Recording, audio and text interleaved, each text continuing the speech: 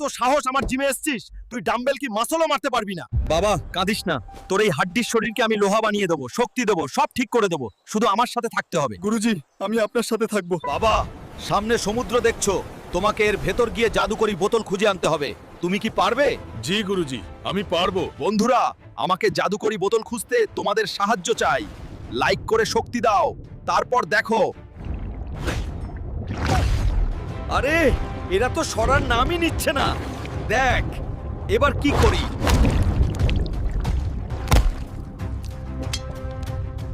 গুরুজি, এই নিন আপনার জাদুকরি বোতল। বাবা, এটা তোর জন্য।